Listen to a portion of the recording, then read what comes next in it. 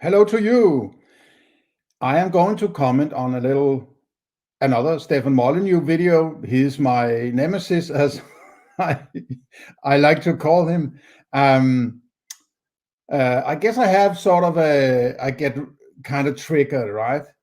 And I have searched myself a bit. That I know that I have the sense that there's a tendency to get stuck in if you get a realization that if you were brought up, let's say, Christian, and then you by your own accord figure out, or some other event figure out, that there might not be a God and it might be a big lie to control you and so on, right?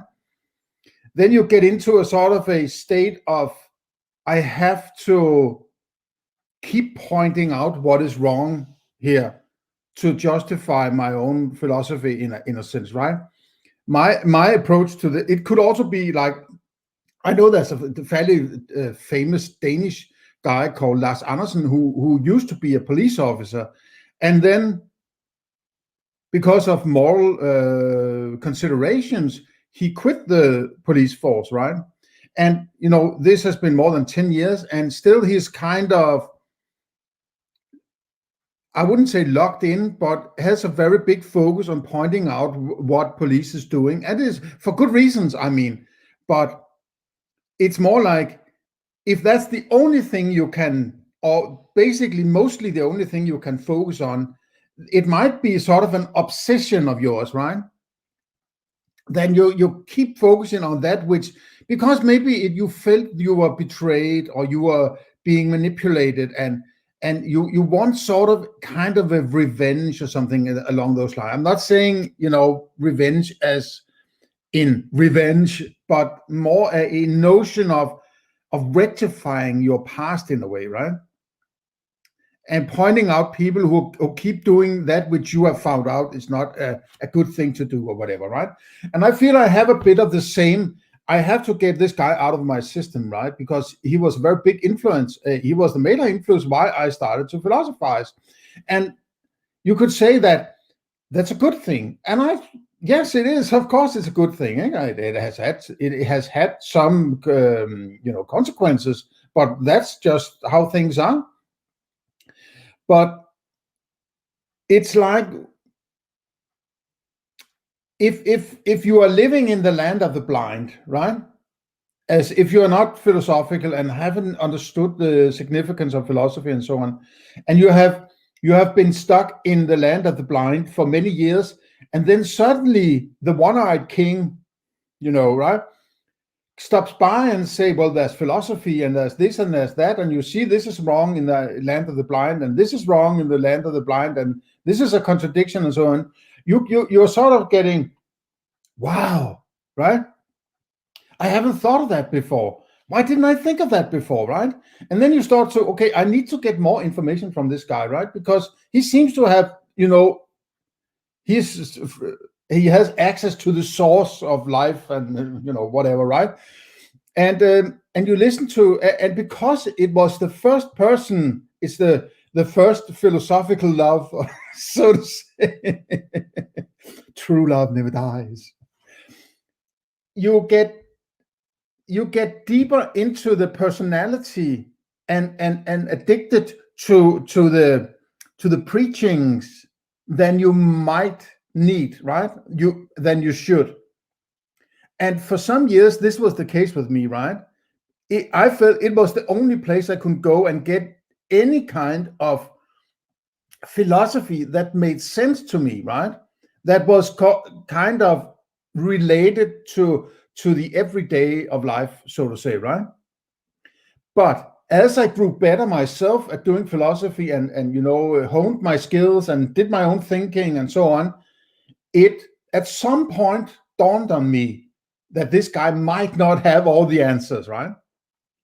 So I hesitated, so sort of I had a sort of respect for, an unnecessarily high respect for Stefan Molyneux. And at some point, and that was the videos he did with a guy where it's called Nihilist versus Philosophy, and I made a commentary on it on my channel, on my YouTube channel. And you should also be able to find it on Odysee, where I sort of realized there's something here I haven't delved too much into. I need to take a closer, more scrutinized look at Stefan Molyneux and his philosophy, right? So I had a sort of on the back burner, because at the same time I got some ideas of how to write a book about ethics.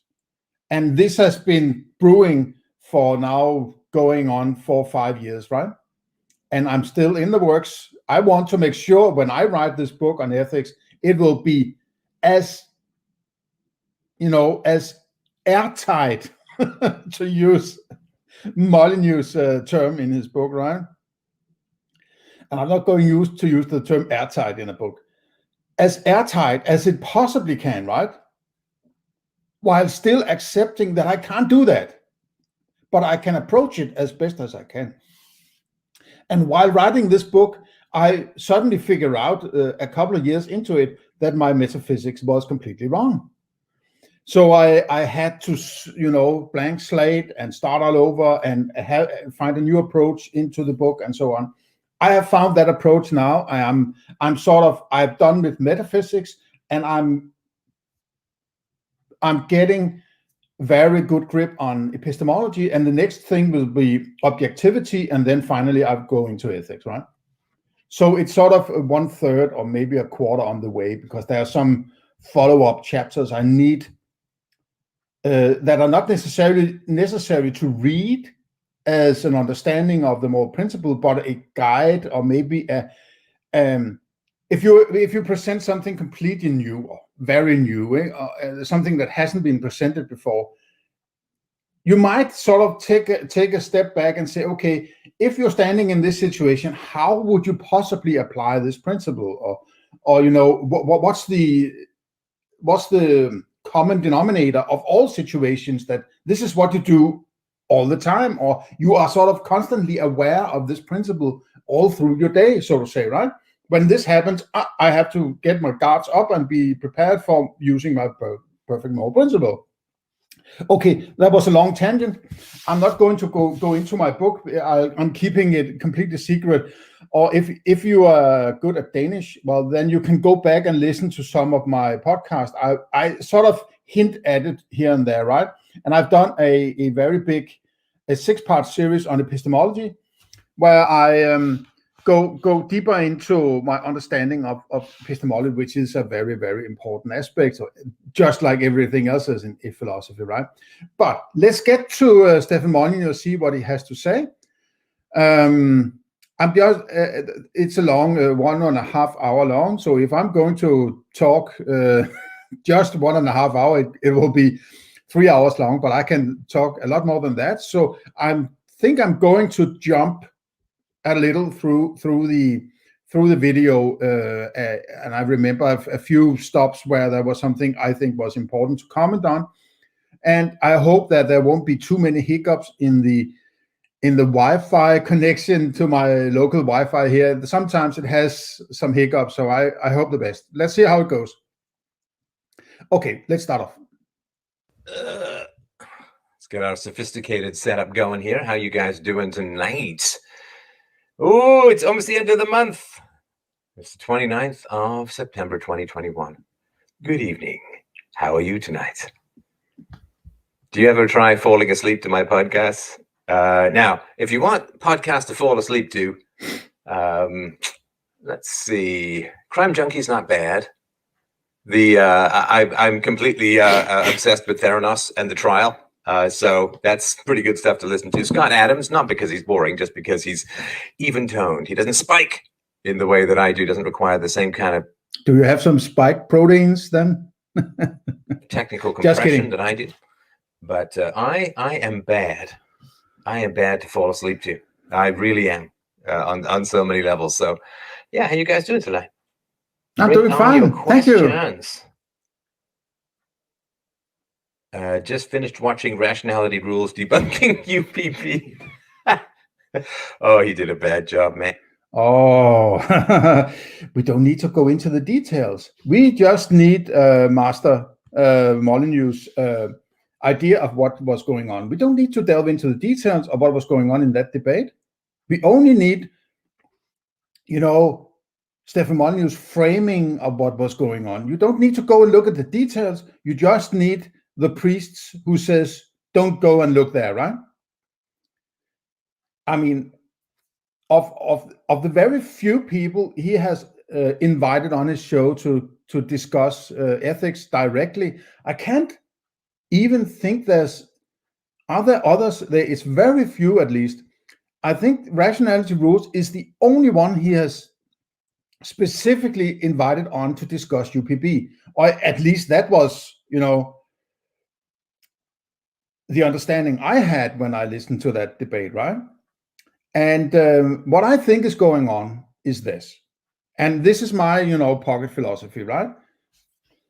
I think that around the time of that nihilist versus philosopher call-in show, where some guy was very good at sort of criticizing or asking critical questions about his theory, he sort of got a psychological break. What would that be called? I'm not a psychologist, but he realized that he's not going to be able to convince even his callers that UPB is working, right?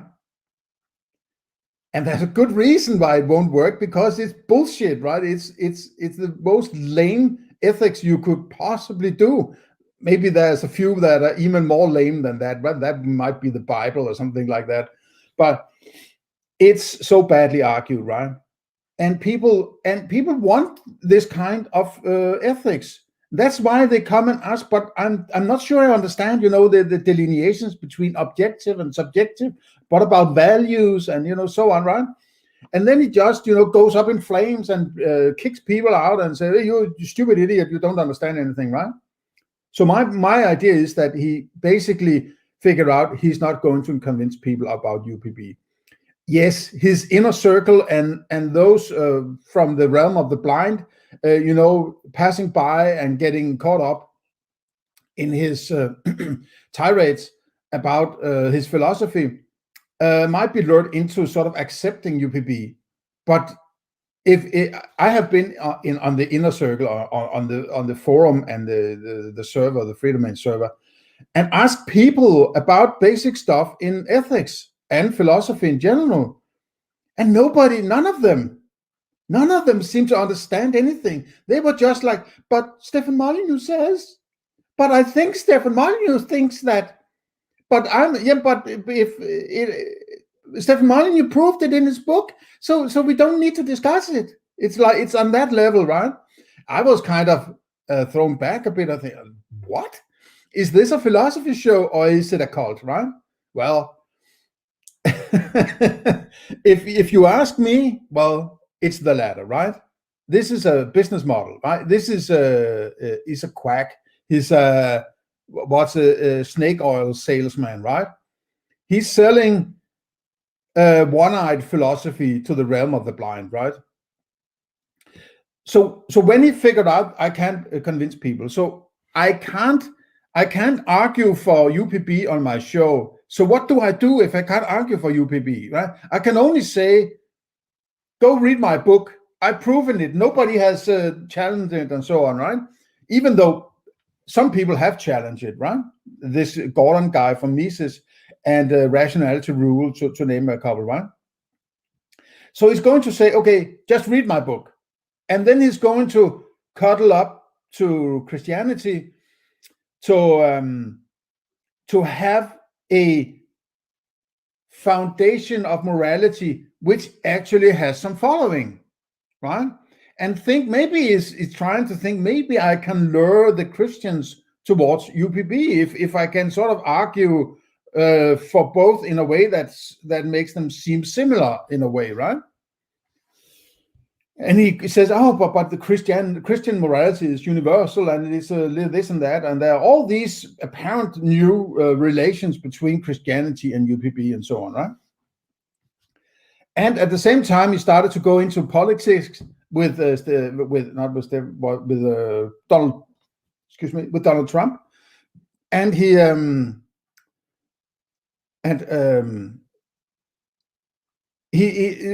cuddled up to Christianity, and he cuddled up to politics.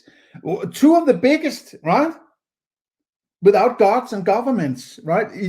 That's his argument in his secular ethics. Without gods and governments, right? And now he's warming up to gods and governments. It's so weird, this thing, right? When you can take your argument so far, right? You can bend your argument a little and say, I'm a bit more in that direction, right? But you can take an argument and, delete it, and then take the opposite argument and say, now I found out that this is the case, without actually arguing for it, right? So it's a situation where he has to have some moral base, and that is going to be Christians. And he said, I'm sorry that I didn't talk nicely about you the last 15 years. Now I like you, all you Christians. It's bullshit, right? It's so much bullshit. And a sign of this bullshit is his debate with rationality rules, right? That was the second point where I thought, okay, this guy is freaking nuts, right? He's a sophist, he's a manipulator, he doesn't care about rigid philosophy, he doesn't care about doing a debate, even though he says, oh, he's so much for debates, or he's so much for the Socratic method, he's so much for, philosophy, so much respect for philosophy and science and all that. Oh, it's so, and when he's actually doing it, trying to do it, he's like, no, I'm not going to discuss that because I don't like it, or you are trying to, ambush me or something like that, right? So go back and listen to the actual debate, so-called debate with rationality rules. It's about a 1.5-year-old, I think. And I made a couple of comments on it on my channel, also on YouTube and Odysee, where I go into the problems of it, right? It's so obvious that, what rationality basically did was he was just waiting to present the core argument of the book as a begging the question, a circular argument, right? And it's actually even worse than that. Go listen to my part 11 of my deconstruction of UPB to get a grip on this, what I call the syllogism from hell. A syllogism cannot be a proof, right? A syllogism is not proof of anything. It's an establishment of a certain attribute of knowledge, right? If I say that's a swan, well, if you have the first premise that is all swans are white, then when I say it's a swan, we know it's white. Then there's the problem that are black swans, but that's another thing, right? A critique of this ancient logical structure, right? It may have to bow down at some point. But that's not a proof of anything, right? It's actually hypothetical, I would say, right? So using a deductive syllogism as a proof of anything is stupid, right? And furthermore, the structure of the argument in the syllogism is completely unsyllogistic. It's just words piled together and arranged so that it looks like a syllogism. There's no syllogism in it, right? I compare it with the correct structure of a syllogism, and there's no syllogistic structure. There's no reference to any object or anything. It's just bullshit, right? And this is a fucking core argument of his book. And then when rationality rightfully point to this circular structure in the so-called proof, he's like, no, I'm not going to discuss that. No, it's dependent on the rest of the book and so on. Just, walking straight over the fact that syllogisms should not be dependent on any context at all. Everything is held within the structure of the syllogism. If I say all swans are white, this is a swan, therefore this swan is white, right? There's nothing extra you need, right? You don't need anything else. You have everything you need within the structure of syllogism. But then he argued, oh, no, it's dependent on the rest of the book. And I put for all these arguments before I make the syllogism. And it's an ambush, and right? And then he proceeds to try to ambush rationality rules about his videos, where he might have made some contradictions, right? He's a fucking blemish on the idea of philosophy, right? And here it is again, right?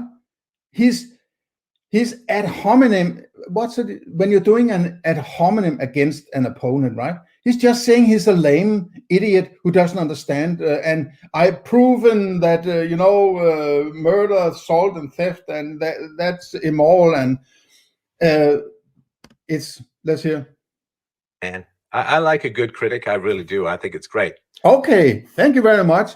Why don't you go and listen to my deconstruction of UPB in 15 parts? It's like 12 hours long, where I deconstruct every basic sentence almost in the first part of the book, which is the proof of UPB, right? Why don't you go and listen to criticism there, right? But you don't dare, because you don't have the balls. All you have left is trying to convince the realm of the blind that you, as a one-eyed philosopher, has found the Holy Grail, right?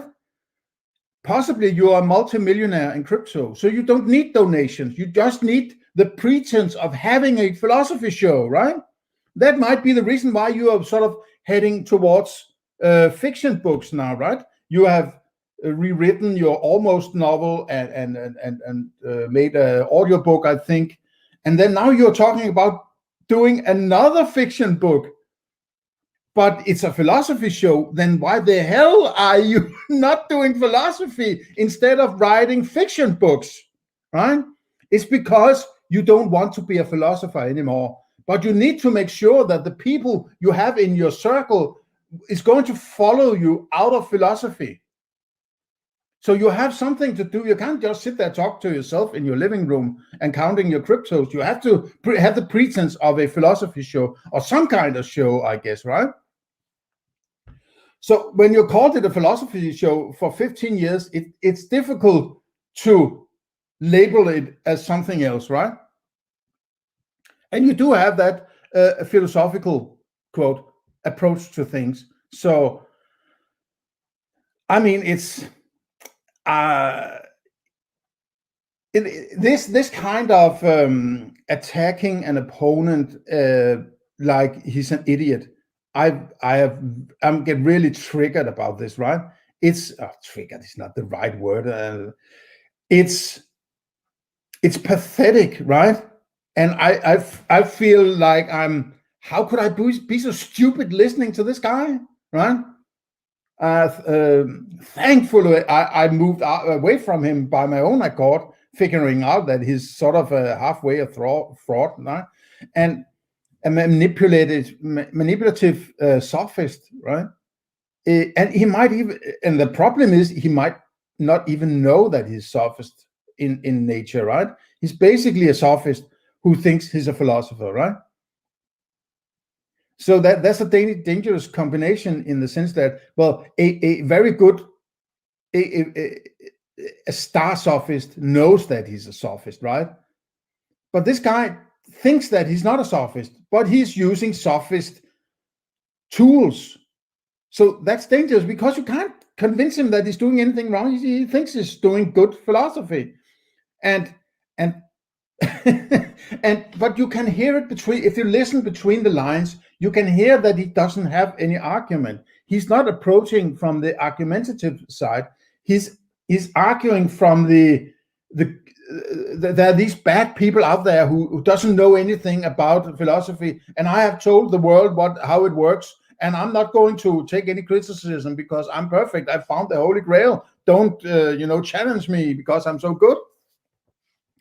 But if you check out his videos, maybe that would be a tall order. But if you have been listening for a while, you know that the kind of people he debates are people who are sort of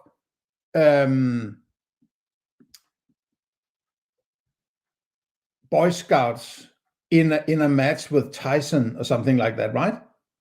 he always brings in the nihilist who has a weird argument, or the communist that has a weird argument, or these kind of sort of fringe people who has some affinity to philosophy that he then can pull down and say, look how stupid they are, right?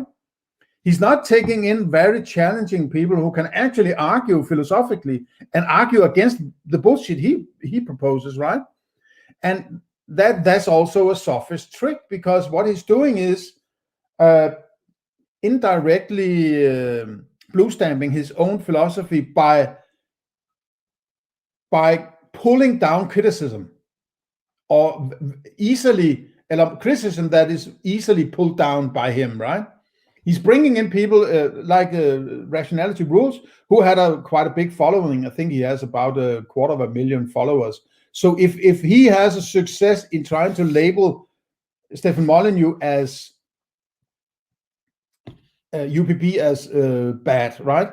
Then it's a problem for his show. But my little channel is not going to challenge him. He will look at my channel and say, he has 180 followers. He's not going to be a problem with me. I don't care. He's not interested in philosophy. His interest is keeping his business model going, right?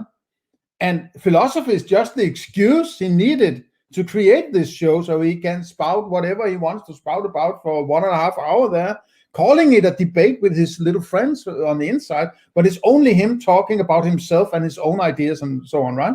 There are never really any debates. And the Rationality Rules debate is a good example of that. There's no debate because he's not able to debate. He's not able to debate on a accommodating fashion where there's room for the other person to extend their ideas, right?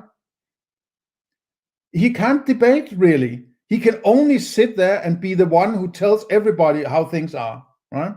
That is a very, very problematic sign. If you can't accommodate other people in your discussion, there's something wrong with you, right? It doesn't matter how much you like your philosophy. If the guy is not able to debate his philosophy, there's something fundamentally wrong with how he works, how his mind works, right? Because your philosophy is your private thinking.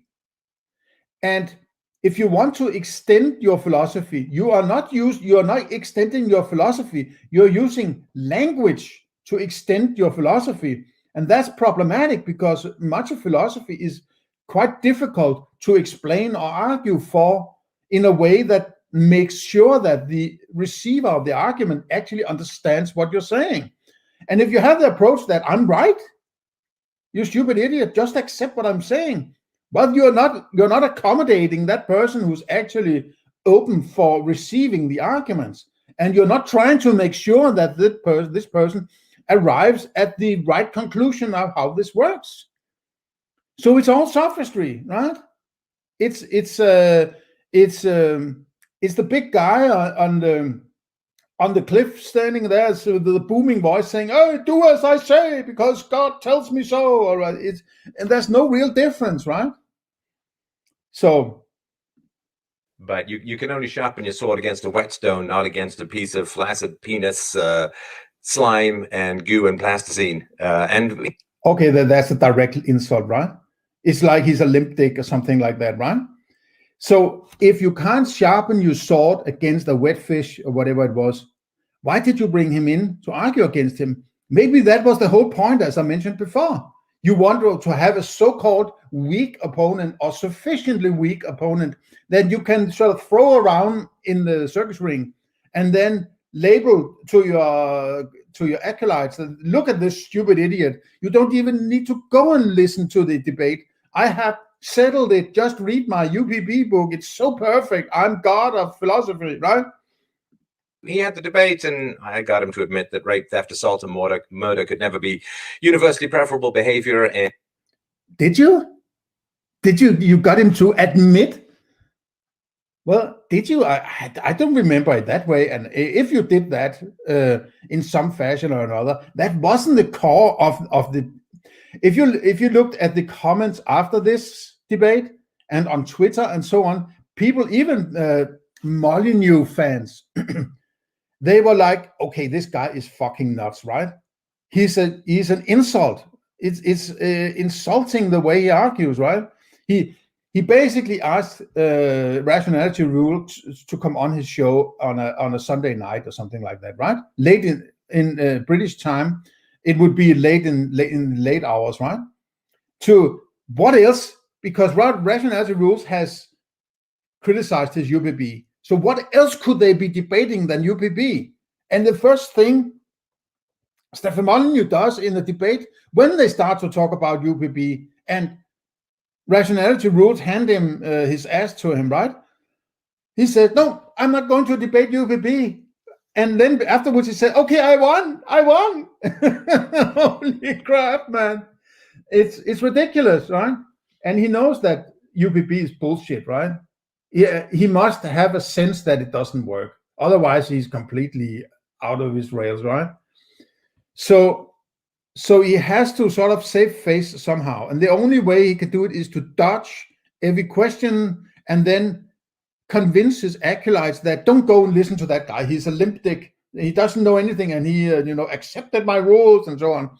Well, the point with these rape, theft, assault, and murder is that they are terms that are already loaded with morality. A murder is a wrong kind of killing, an immoral kind of killing. And if you're saying murder is wrong, you're basically saying that a wrong killing is wrong. So you're not saying anything, right? You're not proving anything. You're not pointing to any immorality of any kind. You're just using a term that is already loaded with morality. And then because you're not saying immoral killing, but murder instead, and then saying murder is wrong, it sounds like you're saying something, but you really aren't saying anything. And that's the problem with UPB. He is using word manipulation to jump Hume's is-ought gap, right? And that's the first ground rule in his list of weird ground rules. Maybe the first one with Hume's is-ought is not weird, but it's weird that he doesn't understand the rule. So he proceeds to violate it like there's no tomorrow, right? So he doesn't know what he's talking about, right? And the problem is he actually thinks that he knows what he's talking about, but he doesn't. That's why he's sort of halfway crazy and dangerous. Because if you listen to I think it's the nihilist versus philosopher. I'm not 100% certain. I think that it was. There's a point where when he talks to the listener or the caller, he says, when the caller says, well, what would you do in that situation? And then Stefan Molyneux says, then you shoot them. It's like it just comes out of the blue. You shoot them. What? You're going around telling your callers to shoot people?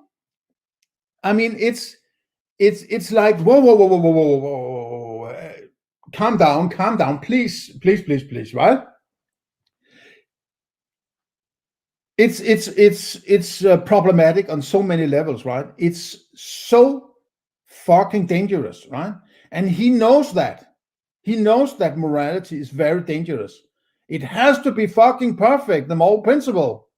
And that might also be the reason why he does not end up formulating a moral principle in his book.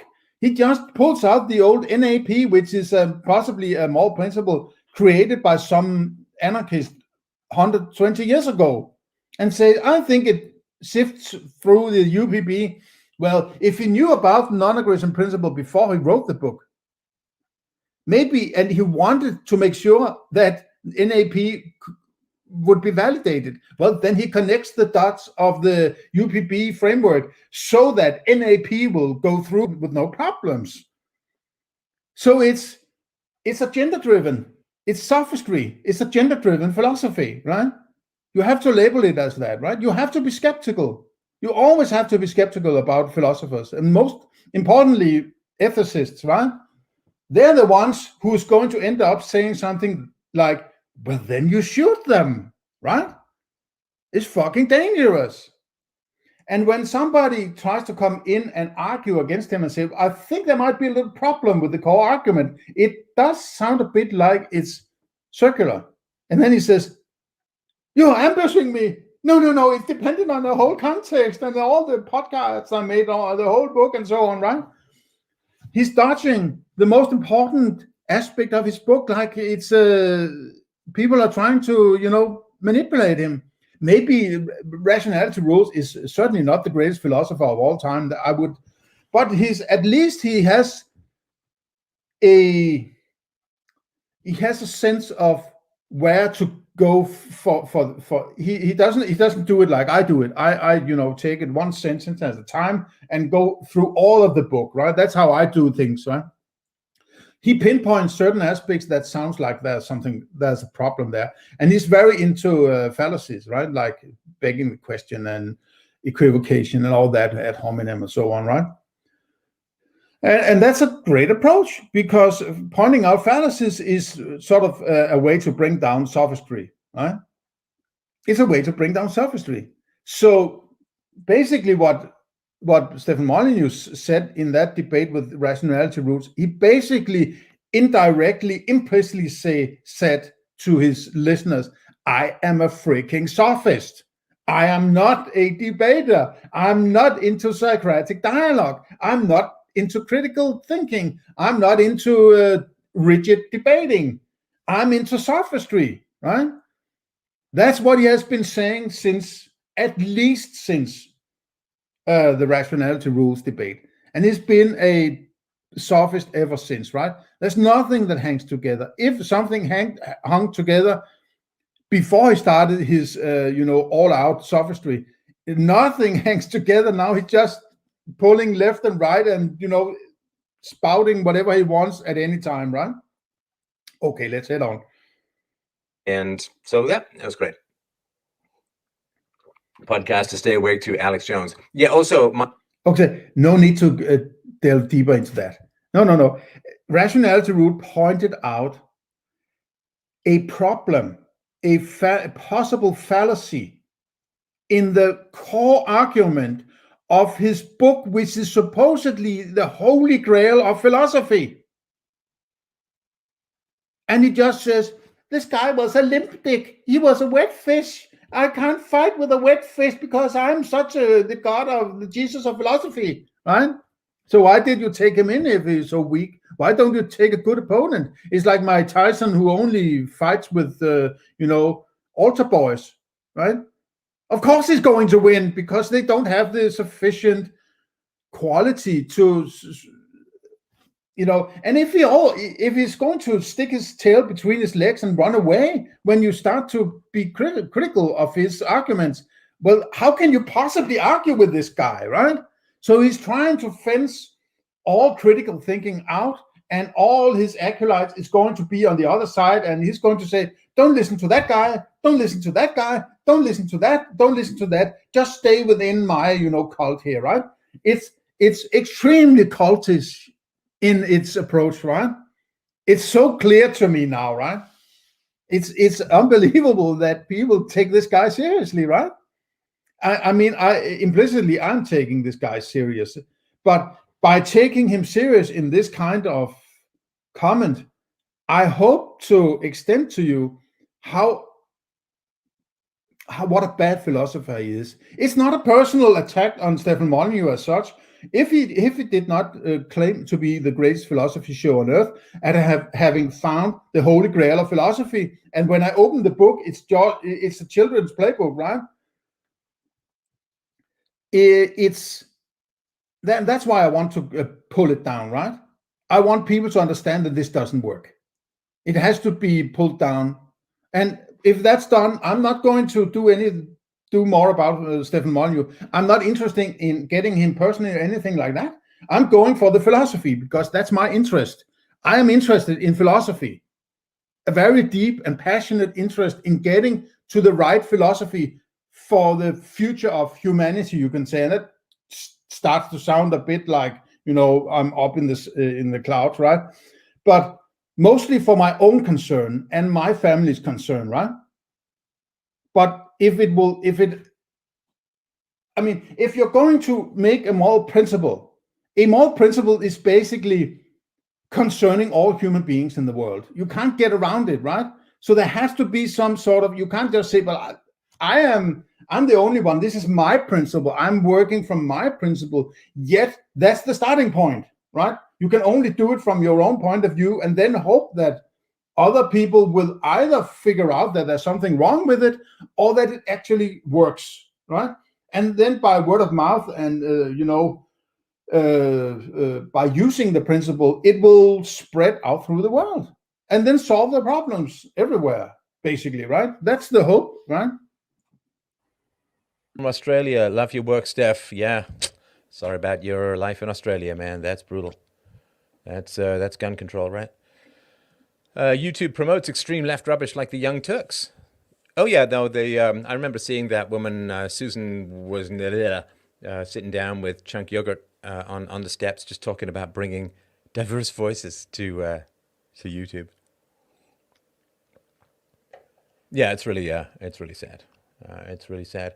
Yeah, so the anti-vax channels, yeah, they're all gone. They're all gone. You can't have a debate. And that's the root of the hesitancy, right? So I wanted to mention something to you guys. I think it's really interesting. This is from the Epoch Times, which I think is very good. It's a very good publication. Let's see here. Thank you for everyone who's given me the technical tips. I appreciate that. Oh, come on. There we go. What? No. Sorry, I haven't logged in on this computer yet, so. You guys are good. Right, so yeah, some of you are not good. Some of you are good. Some of you are not good at all. Okay, so the answer is... so 41% of Democrats, that is, it's just like, oh, log in, oh, log in, oh, log in. And it's like, I did log in, so let me read the damn article because I already have. All right. But isn't that wild? The actual percent, just for unvaccinated people and lower for vaccinated people. So basically they have it off by a factor of 50, the 50 times off. They think half the people who get COVID end up in the hospital when the real number is about 1%. Now,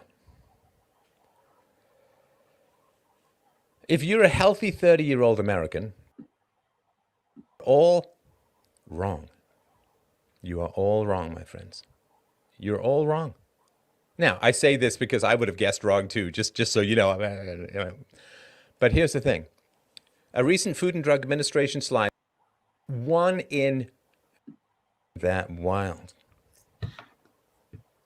Isn't that wild? So, what percent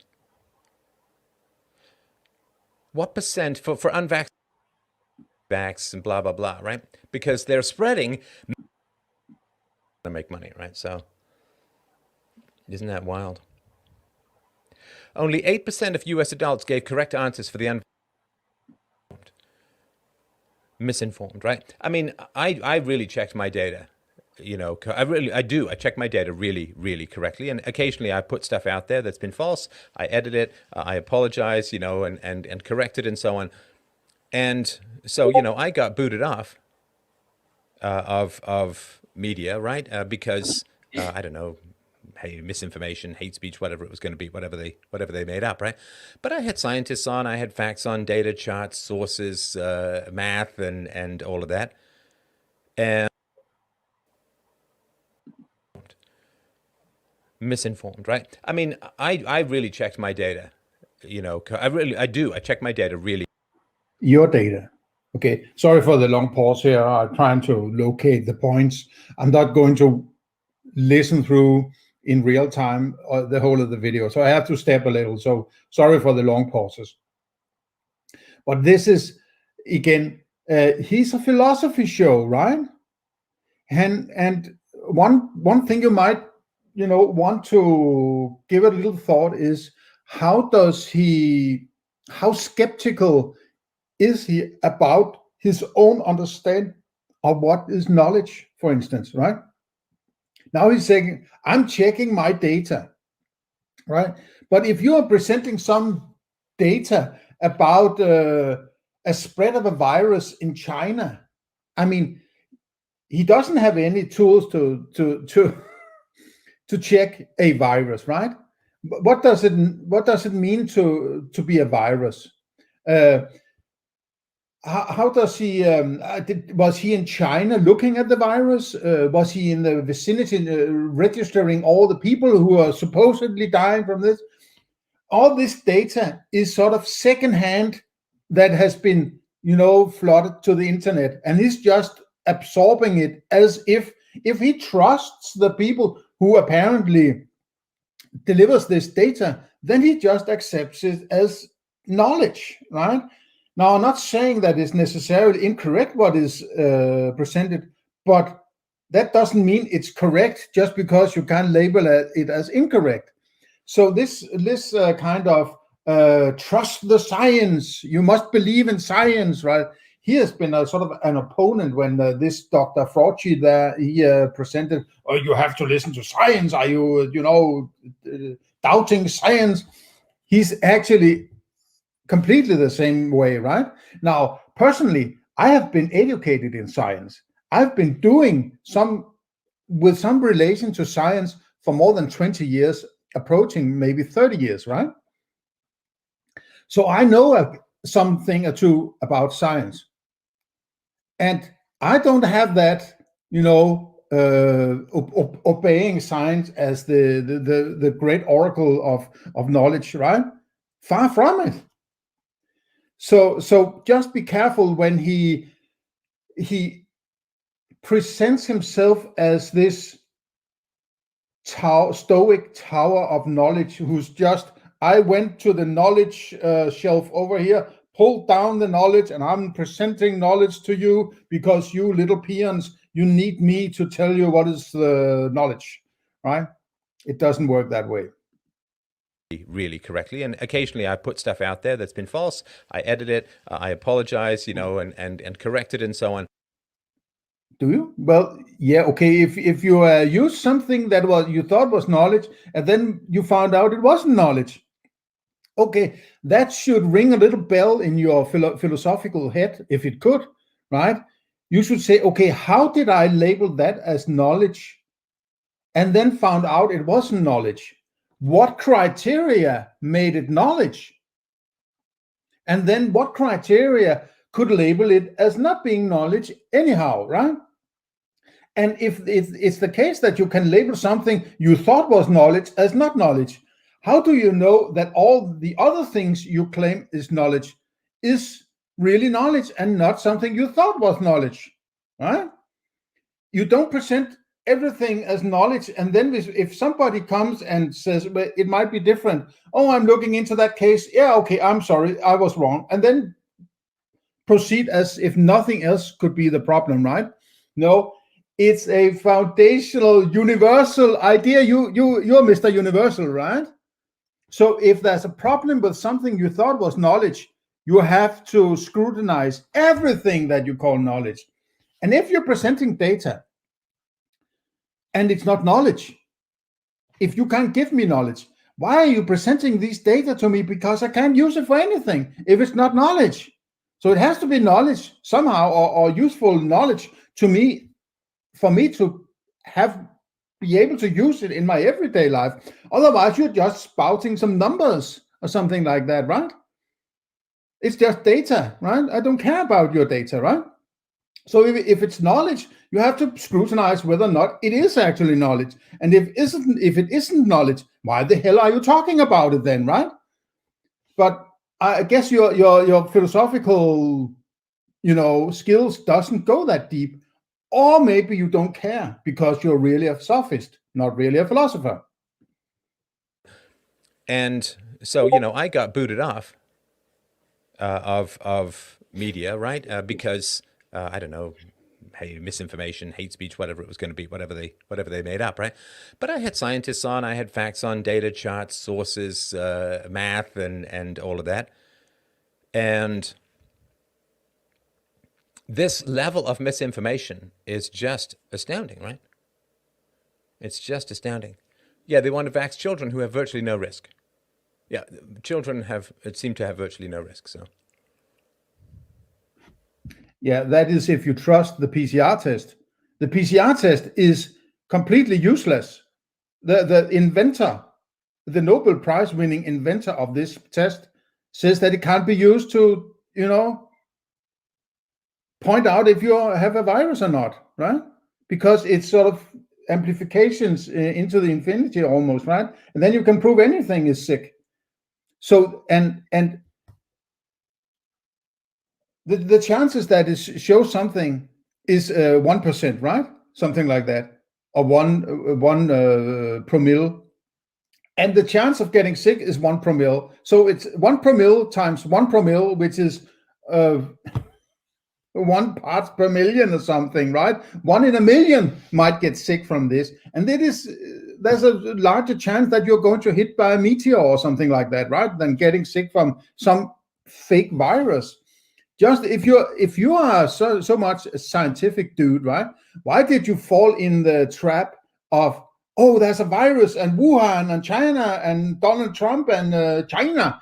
And now you found out, okay, maybe it's not really a virus, it may be fake. But how do I bridge that gap between me believing the bullshit, and then later finding out that this is maybe just big pharma wanting to inject you with bullshit that can control them somehow or another, right?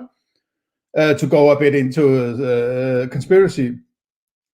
So now you are sort of stuck between having to sound like you're a scientific dude talking about the latest corona news, which you sort of quit when you found out, okay, this might be just some one big false flag, right?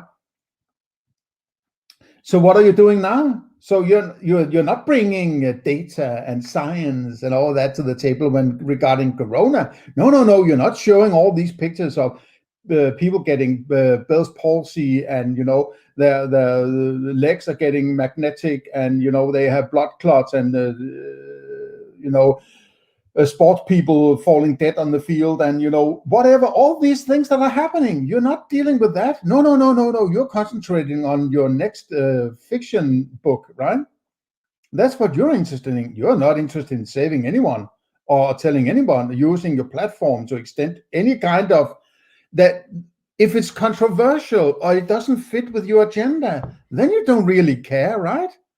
Then you don't, obviously you don't care, right? Okay. Isn't that wild? Boy, have you seen the black-eyed babies? Let's see here. And that's it? Have you seen the black-eyed babies? Okay, I guess that corona news has sort of turned over to another sort of, it's weird with these black-eyed babies that are born out of 2 parents that have got the corona jab, the vax. They're getting sort of little freak children, and another child was born with sort of what's it called, bubbles in the skin all over. A little child newly born with bubbles all over. I mean, yeah, freak children are born also when there's not a coronavirus, right? And then they're probably going to label it, that's just a normal incident case or whatever, right? But there are just too many of those, right? Why don't you make some corona news about that? You were so hung up on, I blew the whistle in January about the coronavirus, right? So you're just working for the man, right? And blowing up fear, and I'm using this as clickbait to get listeners, right? Oh my God, it might be a false flag. What I'm going to do? I'm just going to pretend. I'm just going to pretend. Oh, have you seen the black-eyed babies? Okay, what's the next point? Just sort of catching up with the chat here. Okay, that's a tall order, catching up with the chat. I'm going to catch up with the chat. Yeah, I mean, of course, I don't agree with this misinformation thing. I think that misinformation is a term. Yeah, misinformation. So you thought that you were on the front end of the coronavirus, and you jumped in and creating clickbait and all that, right? And you fell for it. So you were acting as a proponent of misinformation. Why don't you sort of grab your own tits and be a little critical of your own way of doing things and saying, well, I fell for it. I fell for this trap. No, you don't do that, because that would make you look like you're a stupid idiot, right? So you're just going to use your sophistry some way or another to maybe sort of slide slowly over to some conspiracy side of the vaccination, right? It's just, well, this goes against some convenient narrative. Misinformation should be cured by free speech, right? The cure for bad speech is more speech, blah, blah, blah. But if you were to deal with misinformation, you would deal with whoever had informed people that the risk of something is 50 times what it actually is. Similarly, shocking numbers on how many unarmed black men are shot by cops.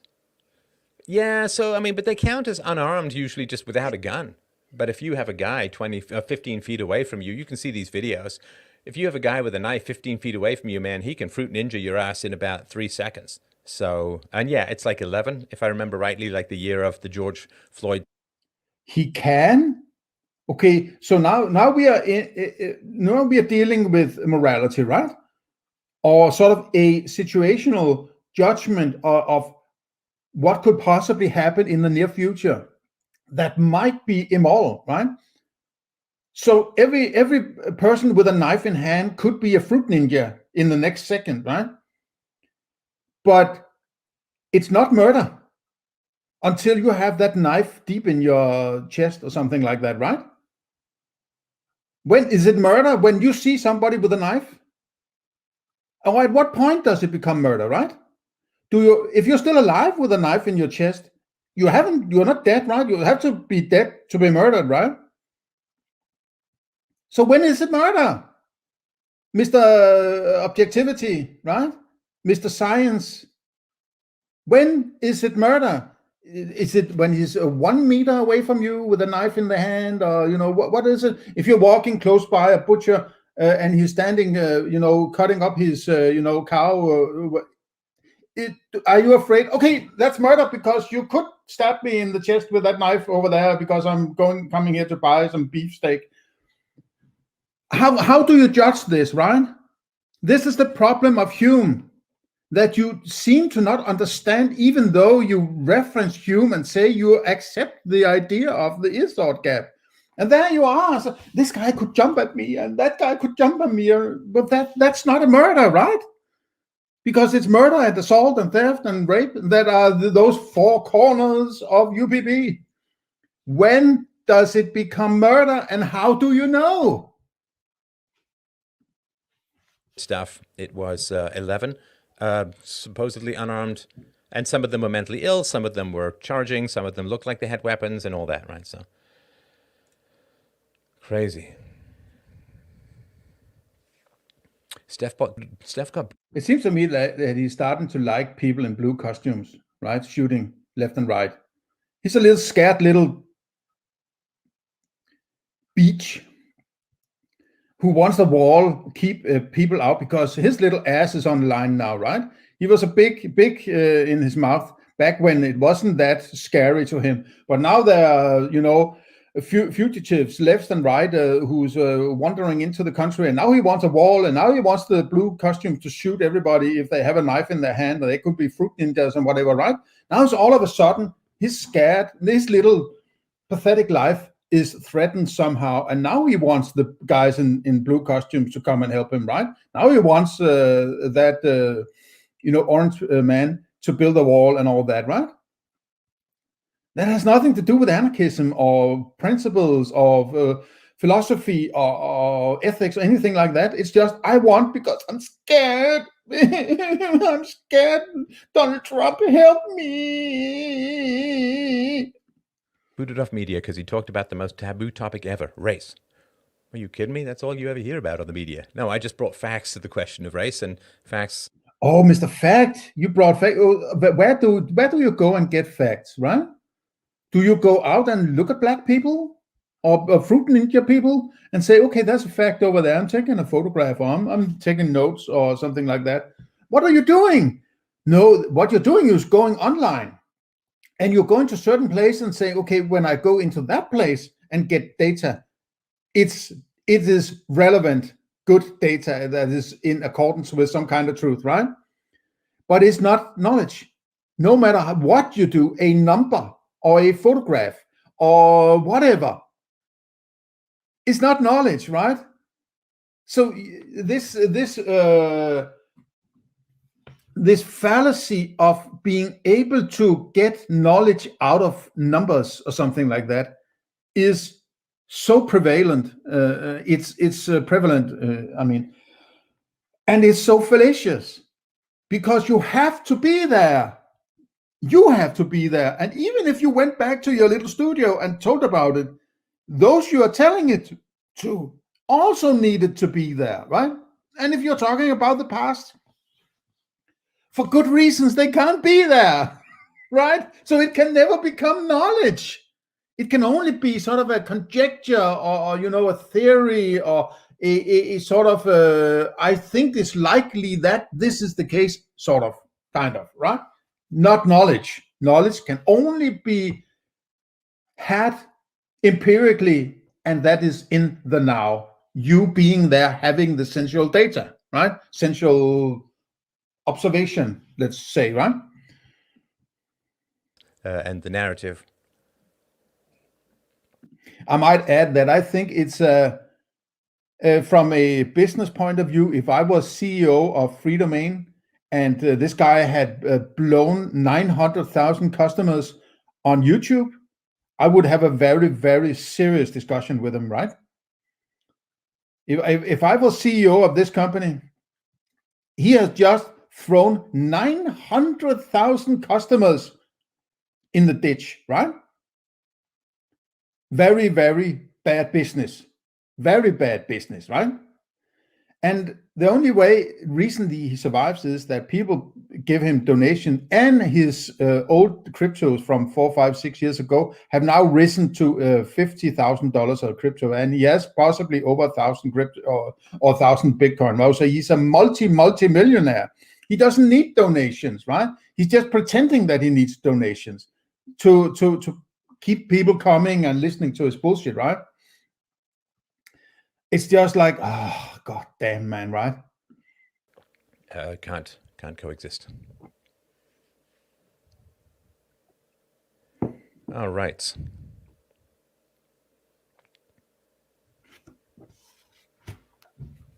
Yeah, unarmed doesn't mean not dangerous. Yeah, it's crazy, right? All right. Do you guys hit me with do you want to do a typey one? Do you want to do a chatty one? I am happy to either way. Oh, did you see the article about Alberta's lack of ICU capacity? The system is pathetic relative. I think it's worth mentioning, right? He said many people have observed that the COVID-19 pandemic is a long time, that the vaccines neither prevent infection nor transmission.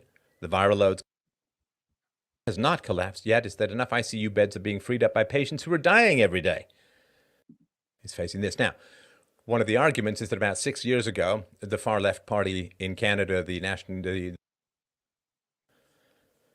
when Canadians emerge from the other side of COVID, we are going to have to examine what type of health systems we want and are prepared to pay for.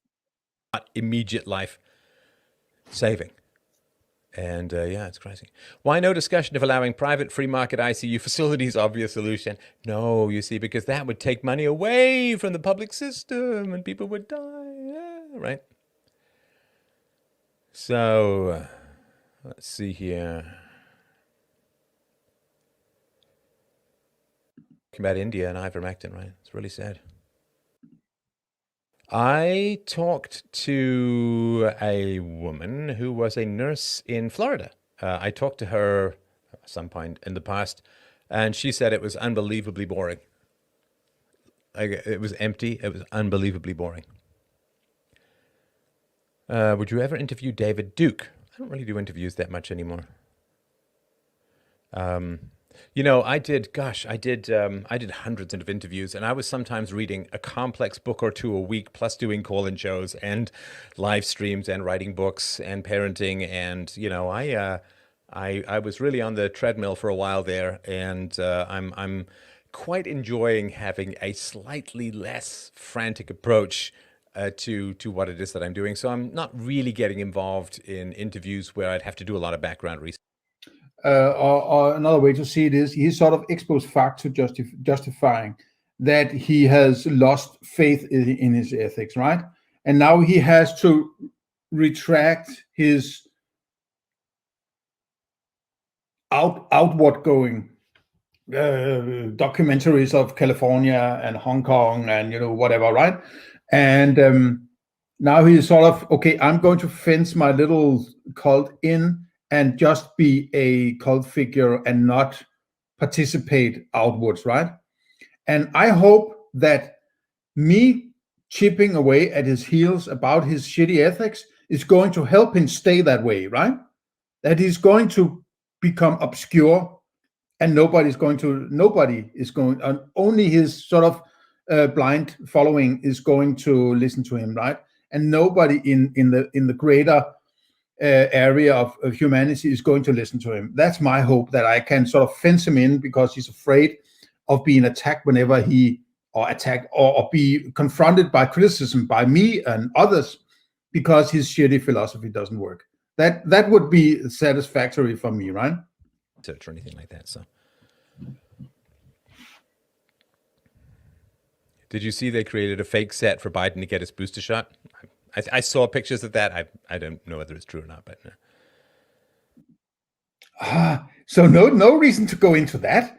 No reason to go into that. We don't need to establish anything on knowledge about that or data or pictures or anything. No. Don't look at that. No, because that's, you know, he's sort of halfway into statism, right? So we can't, he doesn't want to, maybe Trump is coming back in 2 years, 3 years, right? Or 4 years maybe.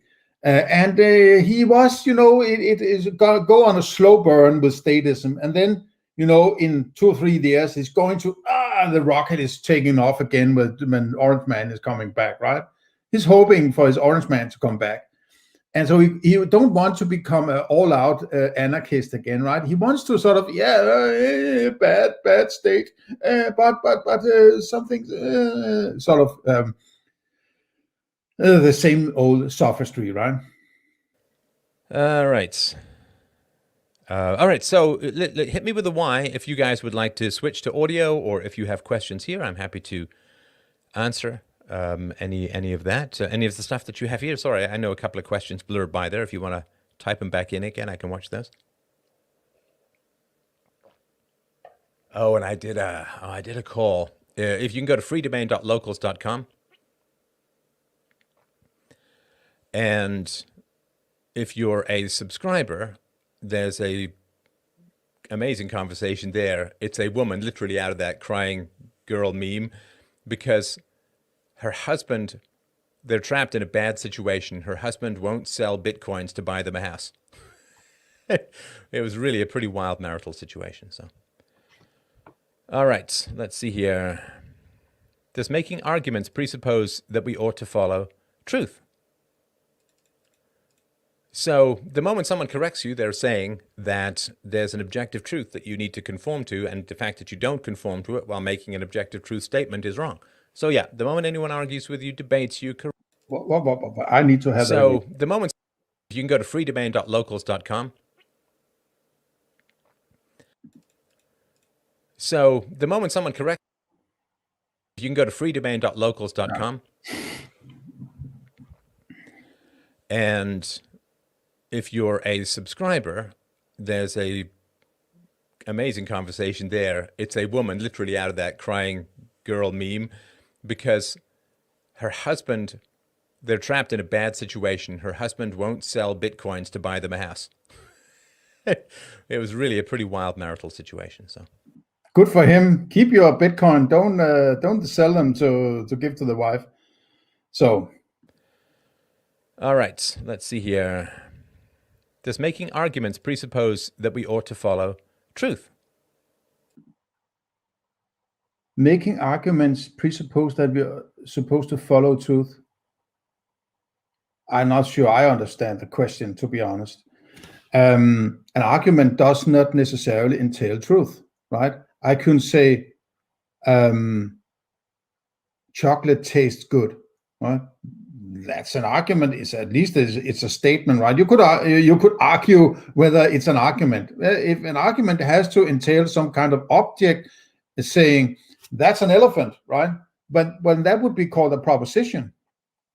So an argument, in my opinion, is not necessarily a proposition. A proposition is a very narrow scope of arguments, which are those can be true or false, and they can only be true or false if they are reference to an object, which is the same as a concept, in my opinion, elephant or ball or bicycle or house or something like that, right?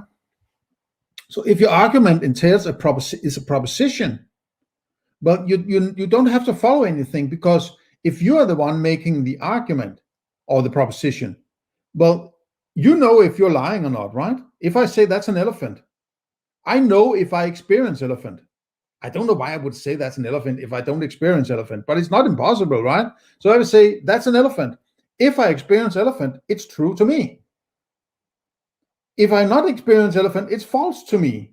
But what am I following? If I say that it's true that it's an elephant, is there something I should do? Maybe I should back off a bit. They can be dangerous, right? But otherwise, it's the 4F is fighting, fleeing, fucking, and feeding, right? I can fight it, I can flee from it, I can fuck it, or I can feed on it, right? I'm not going to fuck it. I'm going to rule that out immediately, right? Am I going to fight it? Not really. I'm not interested in fighting it, right? And it doesn't seem to be want to fighting me, but am I going to flee? Or am I going to feed on it? No, I'm not going to eat that elephant, right? So I'm going to flee, possibly, right? So maybe I'm just going to stay where I am. It depends, right? But there's nothing that is automatically a conclusion of knowledge, right? That's purely up to you. That's purely subjective. You as a listener, that if you experience elephant, it's up to you to decide what to do. Don't listen to Stefan Molyneux. He's going to do what he wants to do from his purely subjective considerations, which is also called rationality, in my opinion. It's the kind of reasoning about the object that is valuable to him. He rationalizes he's going to fuck the elephant. No, maybe not. He's going to flee from the elephant, right? So if he's going to flee, that's his rationality. You might have the rationality that I'm going to fight it, right? I'm pulling out my, my sword and going to fight this elephant. That's up to you. That's your rationality. Don't listen to anybody else telling you. You can listen and say, well, I don't think it's a good idea to fuck the elephant, right? And you might consider these considerations, but it's still up to you in the end whether what you're going to do, or if you're not going to do anything. Maybe you're just going to stand there and keep looking at the elephant, right? There's nothing in the truth of the statement, that's an elephant, if you experience elephant, that says you must do this, right? There's nothing. It's completely up to you as a subjective, responsible person, right? It's completely subjective what you want to do with it. So the moment someone corrects you, they're saying that there's an... Corrects you? Why did you jump into correction? Why? Okay, if I was experiencing elephant, right? I'm standing here, I'm looking out in my garden, there's an elephant. I'm saying, that's an elephant. And then Stefan Molyneux standing beside me and said, he's going to correct me. No, that's not an elephant. Why would you do that? Unless you think that your experience supersedes everybody else's experience. You could say, I think you're lying. That's your subjective judgment of the situation. Okay, fair enough, you think I'm lying, but let's say I think I'm experiencing an elephant, and not think I'm experiencing elephant. I am experiencing elephant, right? So, okay, you think I'm lying? I'm saying I'm telling the truth, right? I'm experiencing elephant, and you say I'm lying. Well, okay, I can't know if you experience an elephant. If you don't experience an elephant, fine. It's not up to me to control that. I have no influence on that, what you experience or not. But you can't correct me. You can't correct me, right? You don't have access to my mind. You don't have access to my experience or my cognitions or what I know. And because you don't have access to what I know, it means you do not have access to what anybody else knows, right? You only have access to your own knowledge, right? You need to understand this. It's very, very important. You can't give people knowledge. You can't tell them what to do, right? You should understand that. You can't tell people what to do because you don't know their knowledge. You don't have access to their knowledge. So you can't tell them what to do because you need knowledge in order to have access to objects and concepts that from which you understand what to do or you rationalize about what to do, but you can't rationalize for somebody else because you do not have access to their knowledge. It's quite basic. You should say that as a philosopher. Objective truth that you need to conform to, and the fact that you don't conform to it while making an objective. What are you conforming to? What is that? If I'm sitting here and I experience elephant, am I conforming to elephant? I don't know why I experience elephant. Okay, let's take something. There's a house there. I'm looking at the moment. You could trust me, right? I'm looking out in the garden, and on about 20-30 meters away, there's a house. I am experiencing house. Am I conforming to house? I don't know why I experience house. I just experience house. I know that I've experienced that house a multitude of times, right? But it doesn't mean there should be a house, right? I don't know why there's a house in my experience. I have no way of checking because I only have my experience. What are you talking about? Do you have a separate experience over here that you're conforming your first experience to? Or where did that experience come from? And why is that better?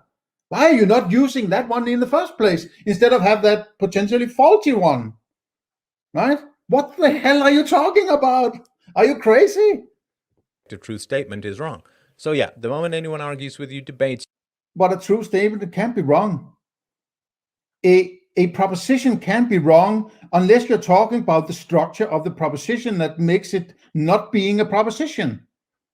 You can only say whether or not you are lying when you are proposing something. If I say that's an elephant and you're standing beside me and looking in the same direction, and you say there's no elephant, but only you know if that's a lie. I can tell whether or not it's a lie. I know if I'm telling the truth, right? Regarding that proposition. But if you're going to tell me there's no elephant, I'm just going to say fuck you, right? I'm not going to fuck you. I'm going to say fuck you. I'm not going to fuck the elephant either, right? Okay. You, corrects you, gives you better information, better facts. Yes, they are saying implicitly that. Better facts? Better facts? Mr. Know-it-all? I'm going to tell you whether your facts are good or not, right? My facts about the coronavirus last year was so impeccable. Yeah, okay, I found out it might not be a real pandemic after all, but I used it. I pretended to be very all-knowing and all-powerful, and, I'm Mr. Science and Mr. Data and Mr. And I'm going to correct you if you have bad data, right? Okay, so what does that say about knowledge? You might want to think about it. Yeah, we ought to follow truth. You're not following truth, and therefore you need to. We ought to follow truth? Okay, let's just take it for a walk, right? If I'm sitting here and I'm experiencing a dog outside, okay. If I make a proposition, I know I haven't expressed a proposition, but the mere fact that I'm experiencing dog is implicit true proposition in the sense, if I express that proposition, it would be true to me so far I'm still experiencing that dog. So it's true to me that I'm experiencing dog. So what am I following? I don't know if I should experience that dog or not. I can only say I have that experience, and people around me can't know if I'm lying, right? Because they don't have access to my mind. You should know that. It's called the problem of other minds. So what the hell am I following?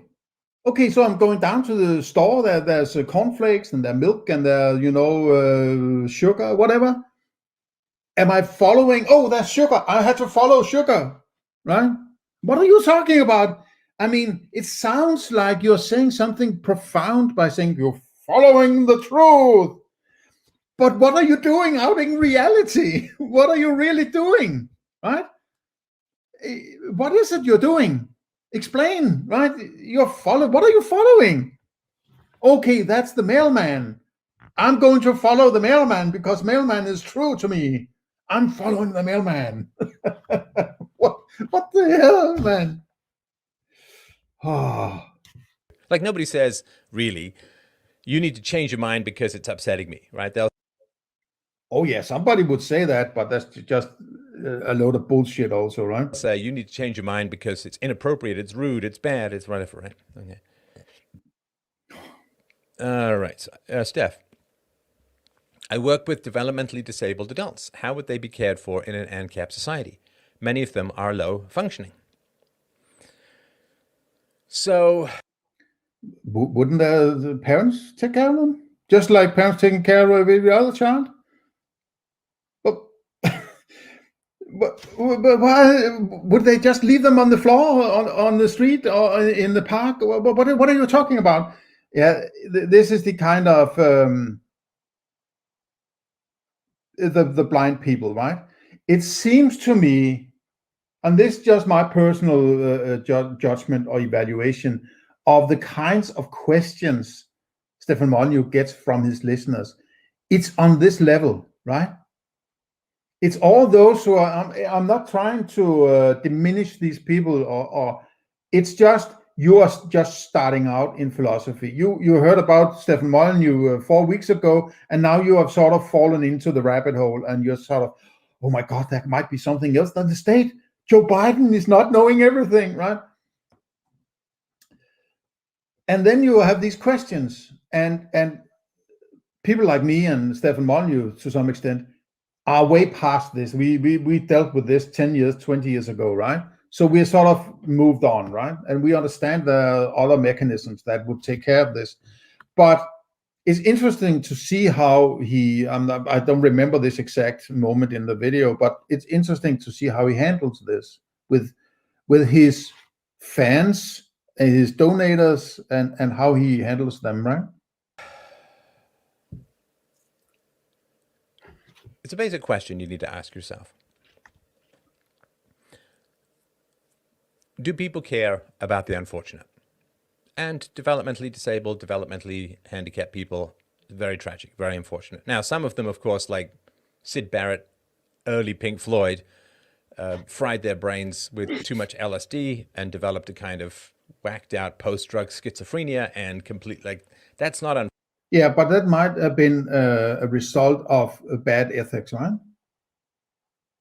It might actually be a result of Christianity. It's not unlikely, in my opinion. British people, and to some extent, and American people to a larger extent, are very Christian.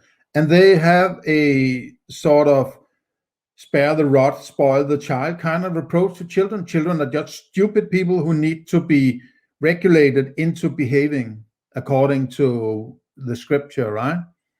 So they are being manipulated and beaten and all this shit. I have no patience with religious people, and particularly not Christian people, who call themselves the religion of love and all that shit, right? While they're beating their children senseless, more or less, right? Or filling them with all kinds of death cult bullshit, like drinking the blood of Christ and all that fucking bullshit, right? it might have some influence how people develop as grown-ups. And Sid Barry was a case that he didn't have personality, possibly, right? So he has to destroy himself because he couldn't live with himself. So Fortunate. That's just like, I'm sorry about your childhood was so bad that you ended up wanting an alternative reality.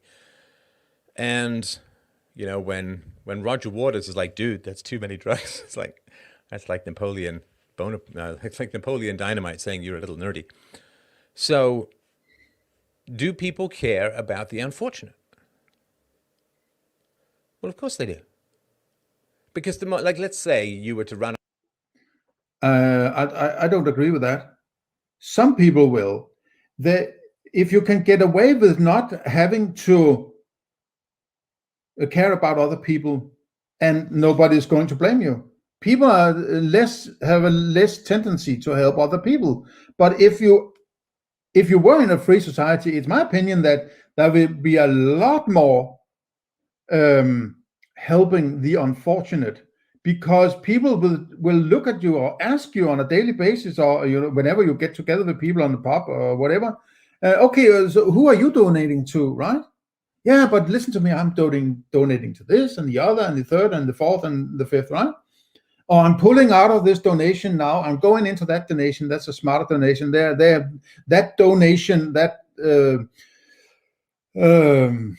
I'm missing a word. That organization taking care of that particular aspect of unfortunate people are doing it much better than the old one. So I'm switching over to those, right?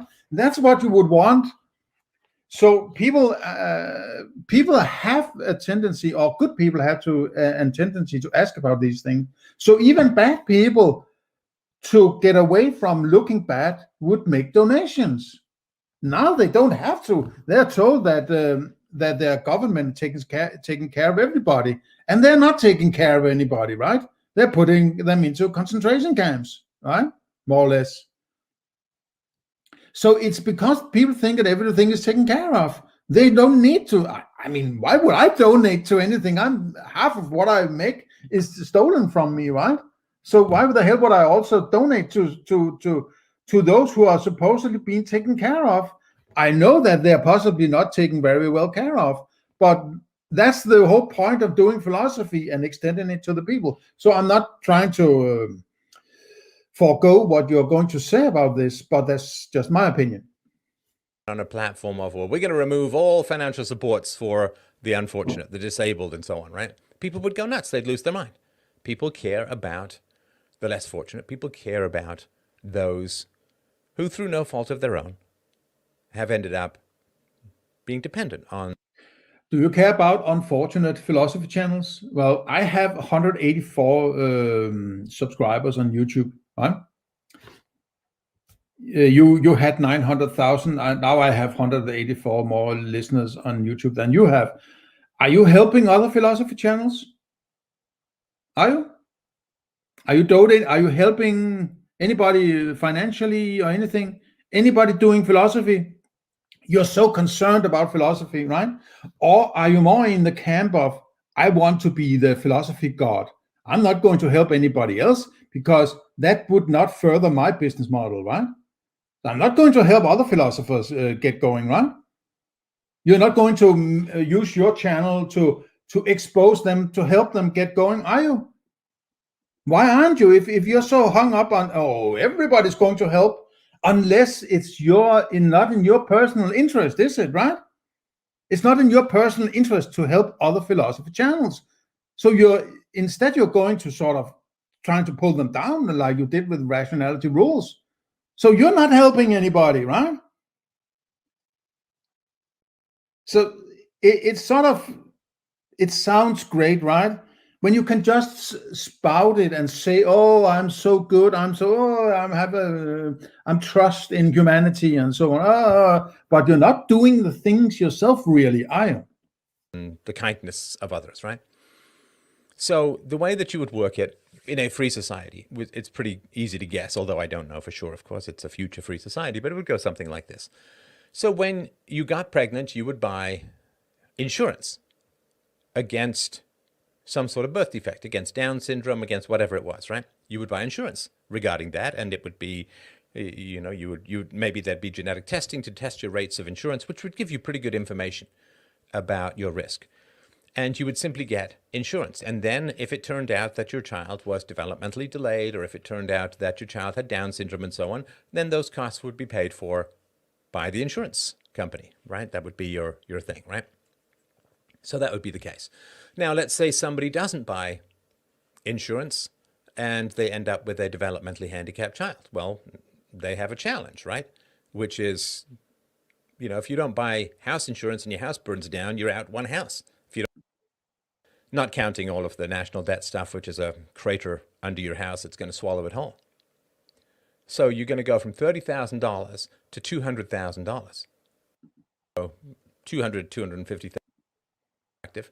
Although there are people who have significant intellectual handicaps or challenges, they can do jobs, they can work, they can, you know, even if it's pushing a broom or something like that, they can do something that makes them feel productive. Repression is when that becomes a permanent. Your emotions are there to help you, just the same way as physical pain and go, because it's going to go for your throat. So the more you push down your emotions, the more they mock you, but it's so annoying to me. And I say this annoyance with love and care and really want to shake you, shake you off of this numbness and this dissociation and this deadness of opportunity. And when I tell you what I'm about to tell you, you will understand why. That's just what happens. You know, don't do to your emotions what Australia does to its citizens, because rebellion is not pretty in this situation. So. All right. But do they care enough? I can't help but think that there wouldn't be enough support. I'm just like, do you think people are just like mean and unkind and would just step over somebody with Down syndrome starving to death in the gutter? You really think so? I don't know what kind of people you're surrounded by, but here's the thing, right? So this is one. If you don't be passive, right? Don't look at a society, because we're kind of used to this. People say, oh, the Australians, they did it to themselves. It's like, no, they didn't. It was done to them by the government and the media, right? But if you are concerned, please stop being passive. And passivity just comes washing off these comments. What if people don't care enough? I'm sorry to mock you, but it's so annoying to me. And I say this annoyance with love and care and really want to shake you, shake you off. Yeah, I have the same feeling about you, Mr. Molyneux, or Stefan Molyneux, about your approach to philosophy. I don't care that some, newbie on your channel is having doubts about these things. That, yes, it's good to have this skepticism or doubts about things. That's how you start thinking in some way or another, right? But what about somebody shaking you out of your understanding that UPB is good ethics or the Holy Grail? No, that's a ship too far, right? That's a bridge too far. You're not going to go there. That is untouchable. That's untouchable. It's not a philosophy channel, is it? It's already these little minions you treat as little people or children that you're going to lecture and feel superior. Whenever somebody who's actually able to, in some way or another, argue with you about the core stuff, right? Epistemology, metaphysics, and ethics, you're behaving like a dick, right? And calling them limp dicks or wet fish or whatever it is, right? That's your level of philosophy. It's disgusting. And you dare to lecture your newbies about how to act, how to ask questions, and so on. It's just awful. For this numbness and this dissociation and this deadness of opportunity. And when I tell you what I'm about to tell you, you will understand why I totally come out of a loving place with regards to this. Okay. This is why it's annoying. Oh, it hurts you as much as it hurts the child you're hitting. Oh, yeah. We know that old story. As hell to me about this kind of talk. Imagine if in 2004, 2005, I'd have said, oh, I don't know, does the world really care much about philosophy? I don't know that the world really understands that philosophy can help you in your life. I don't think that people really understand the productivity of thinking about ethics and virtue and truth and government and politics and epistemology and metaphysics and ethics and right, and just saying, I don't know. I mean, what if I didn't? That's passive. Okay, fine. It's good to have great ideals and big visions, and testing them out and going for it. I like that. But looking back in the rear view mirror, right? What have you actually accomplished? Except that you claim that you have helped a billion slappings of kids. Except for that, and I appreciate that very much, even though I think it's far overrated number, right? Just to you're sort of looking back at your 15, 16, 17, whatever years of philosophy. See, what have I really accomplished, right? I got kicked off social media. I got kicked off YouTube. Nobody likes me. I think that I'm Hitler. They think I'm a racist. What have I accomplished? And all you can really think of, I helped somebody not hit their children or cut off half of their penis, right? That's great in itself. That's great. But that wasn't your real goal of philosophy, was it? That was to implement a moral principle throughout the world, right? And the result, it sucks like a fucking intergalactic vacuum, right? Your ethics is so fucking annoyingly bad. And you have no self-criticism about it. There's nothing that can touch your holy grail. It hasn't been revised in 17 years. Not a single comma has been changed in your. I call it a very, very, very bad piece of ethics. I'm even hesitating to calling it ethics, right? Because it's an insult to ethics. What have you accomplished within philosophy? Nothing. You have accomplished nothing, right? You have got your cryptos and you're a multimillionaire. Okay, fine, good for you. But what have you accomplished in the world? What are people going to remember you for, right? That you wrote a shitty ethics and a few other books about anarchy, right? That's what you're going to be remembered for. You're not going into the annals of philosophy. I'm pretty damn certain you're not, right? And you have locked yourself in this room where you have to be both a religious person and an atheist, both loving the orange man and being an anarchist, right? Both being pro Corona news and realizing that Corona might be a big fake, right? And so on, right? You are, confining yourself more to a little cult of people who are going to follow you, and you're living off of your cryptos the rest of your days. That's how you're going to end your life as a so-called philosopher. I mean, I'm not impressed, to be honest, right? It's dead-eyed. It's dead-souled. I'm not saying you have a dead soul. I'm saying that is a dead-souled activity. Because here's what you need to do in your life. Oh, man, shake this off. Shake off this mantle, this dead great cloak of helplessness. Oh, I cross my fingers. I hope that people will be nice to people with what you care about 50 years from now to take care of the poor, right? I can't argue against empiricism without using empiricism. If you don't care enough to trust that you're going to do something about it, get out of our way right now. About it by taking action in the world. Yeah, I like that.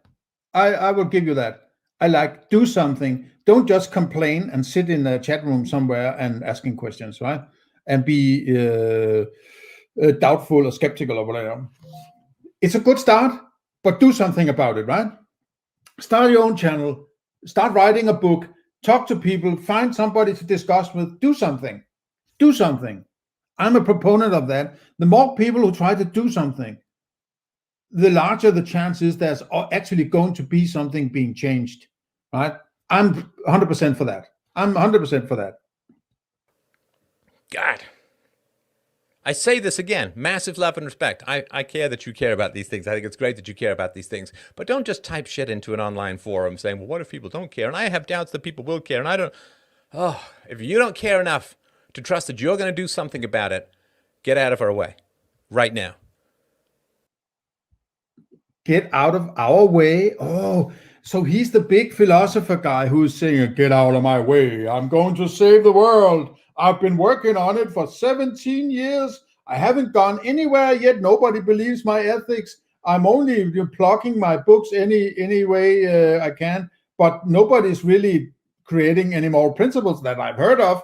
And if anybody comes to debate my book, which I should be thankful for, I'm going to throw them to the street and say they're limp dicks, right? So that's what people need to get out of the way so you can do this shit. Come on, man, sophist. All right. How can you justify empiricism without being circular or appealing to non-empirical arguments, which would contradict empiricism? So empiricism is the idea that there is a tangible external reality which is independent of our consciousness. No, you fucking idiot, right? You do not even understand what empiricism is. I mean, I can't believe this, man. Empiricism is a part of epistemology. What you're talking about is metaphysics, right? You're talking about metaphysics. I understand that metaphysics needs to be settled before you can talk about that part of that metaphysics which you can call knowledge. But what you're talking about is metaphysics. That's not knowledge. Empiricism is a part of knowledge or epistemology. Empiricism is a claim that the only kind of knowledge you can have is that knowledge with that experience which is based on sense data, right? You have to have a color and or a sound and or a taste and or a feel or and or what's the fifth one, right? A color. If it doesn't have any of these, it's not empiric, and therefore it's not knowledge. That is empiricism, right? That is empiricism. Which we refer to when we talk about objective truth, right? But I need to go back. Arguments which would contradict empiricism. So empiricism is the idea that there is a tangible external reality which is independent of our consciousness. Independent of our consciousness. Now, that could be a kind of metaphysics, right? But if it's totally independent of your consciousness, how can you have any idea about it, right? If that external thing you're talking about isn't experiential, you can't call it empiricism, right? You can refer to it in any kind of knowledge. You could say that there is a part of my experience, or there's there's a border of my experience beyond which I can't know anything. It must be there, but I can't know anything about it. That's as far as you can go, right? If that's what you're talking about, I could walk a mile with you, right? But I don't think that's what you're talking about. Which we refer to when we talk about objective truth, right? Objective truth. Okay, so that's empirical, right? So if it's objective, that's a layer above knowledge, right? If you have experienced an elephant, you can say that's an elephant, right? Is that objective? Does objectivity arrive with the elephant or not? If that's a goose, is that objective or is it not objective yet? Or what? What is objective about it? You don't have a sixth sense called objective sense, right? Objectivity is some kind of artificial categorization you have made. When you experience the elephant, you have empirical data. That's the sound or the shape or whatever it is, these things, right? And then you add a label called objective to it. Where did that come from? What do you mean when you say objective? What's the difference between you experiencing an elephant and not saying anything, and you experiencing an elephant and saying that's objective? Well, there's no difference. There's no extra layer you can refer to. There's no extra data. There's no extra empiricism. It's not like I have only the vision of the elephant, and now I have the taste of the elephant, and therefore it became objective. Then that's not how it works, right? Because you experience the elephant all the time. So you have the experience of elephant. How did that become objective? The only way you can talk about objectivity is if you agree with somebody else about that elephant. That's why you talk about objectivity in the first place, right? You would not need objectivity of any kind if you're alone on an island. There's a fish. I'm going to catch the fish and eat it. Are you going to say, no, I'm not sure that's objective, so I'm not going to catch that fish, right? That's bullshit. You will just say, I'm going to catch that fish. I don't care whether or not somebody would call it objective or not. So objectivity has nothing to do by your access to knowledge in the first place. It can only be some kind of agreement between you and at least one other individual about that specific object. And that's why you call it objective, because it's the common thing is the object between two or more subjects, right? That's why you call it objective. If there's only you, it's purely subjective, right? It's not that difficult, really. So, how do you justify empiricism? How you? Yeah, justify, but it's basically a definition. It's a delineation of when it's knowledge and when it's not knowledge. You can claim everything you experience as knowledge, but then knowledge loses its potency as a description of anything, because everything is knowledge. So knowledge is a particularly deep insight into your experience that is very valuable in rationality when you rationalize about that object later. So you're trying to pinpoint some part of your experience as more important in a way than other parts of your experience, right? Or your consciousness, in the broader sense of your experience, right? So that's why you need knowledge. And knowledge also must be able to become objective. And in my opinion, that can only be things that are either or, right? It has to be binary. It has to be true or false. It can't be, I think it's sort of red. Sort of red is not something that can be true, because it's a matter of degree. Okay. You're hearing my arguments.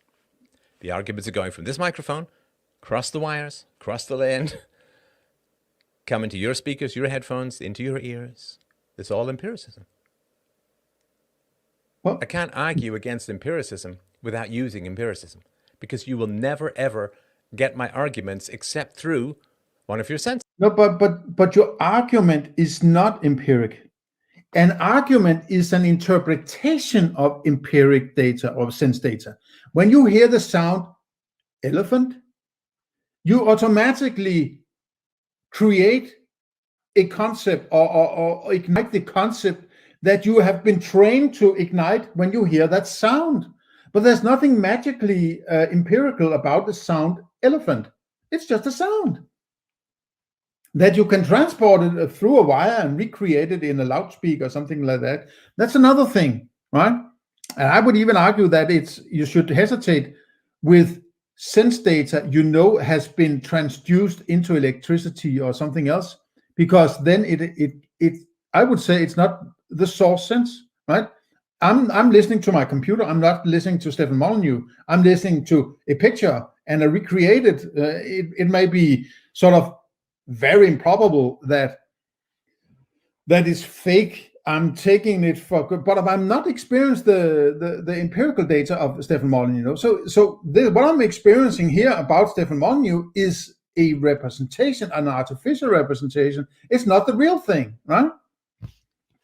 And that thing about an argument being empiric, that's bullshit, because an argument is an interpretation. It's an interpretation. That's why you learn languages, right? A boy who lived alone on an island with wolves for 10 years, if you say that's an argument, he wouldn't understand you. Or that's an elephant. He wouldn't understand you. So it can't be empirical. But he would be able, very likely, in my opinion, to identify elephant without having learned the understanding of the word or the sound elephant, right? So elephant is not empirical. The sound, the word elephant, right? But the concept is empirical because that is based on the sense data. Words are interpretations of sense data, and particularly words or sounds that you can understand with some sort of meaning, but you have learned that meaning. It's not a part of your cognitive abilities, right? You could say that it has become that. Well, you could discuss that, right? But you need to make clear delineation between what you sense as sense data and base empirical data or empirical understanding of your experience, and what is an interpretation of that, right? Just like letters in a book, they're just colors, right? But you interpret them as words and concepts and so on. But those are not empirical. Those are interpretations. Okay. It could be braille, could be touch, could be hearing, could be sight. If I'm typing it, I could be tracing it on your tongue with whatever I happen to have close by. So you can't argue against empiricism without deploying the objective. So when Fauci, she says that there's a virus, there must be a virus because that's empirical, right? So you heard that word on the wire, and then he says pandemic, and so there's a pandemic. That's what you're saying, right? You don't have to think for yourself. You just have to, register the words, and then you know that, right? It's empirical. It's bullshit, man, right? You need to do some thinking, okay? All your foundations of your philosophy, it sucks like a vacuum. Physical properties of sound and vision and touch that exist independent of human consciousness. Sound waves operate independent. Independent? I mean, if it's empirical, you must have some experience of it. Otherwise, it's not sense data, right? Otherwise, I completely misunderstand what the hell you're talking about, right? So if you can't, if it's not a part of your experience, it can't be empirical, right? So you can't know it. That's the basis of empiricism. So what the hell are you talking about? You're talking about existence of something you can't experience. Do you understand what the hell you're saying? Of human consciousness. Light waves operate independent of human consciousness. So you can't argue against empiricism without deploying one of the senses to communicate your argument through an objective universal medium like light or sound or touch. So you can't argue against empiricism without using empiricism. These are the self-detonating arguments that I've been talking about these many years. But empiricism is not something that exists. It's an artificial delineation of what you call knowledge. You can argue against empiricism from a philosophical standpoint that you think that delineation should be somewhere else. That's a great argument, or it may not be a great argument, but the foundation of that approach to an argument is fine, because that's what we want to do when we are discussing epistemology. We want to discuss where is the delineation between when we can say we know something and when we don't know something, right? And a great way of doing that, in my opinion, is to say, yeah, but the sense data need to be there, right? And it needs to be fresh from the object I'm referring to, right? I can't say that if I see a picture of the Twin Towers on my computer, that means that the Twin Towers exist, because they don't, right? So, I mean, this pop philosophy is so empty and hollow. There's nothing in it, right? If you just scrutinize a little bit and scratch the surface, it's just dog shit underneath, right? All right.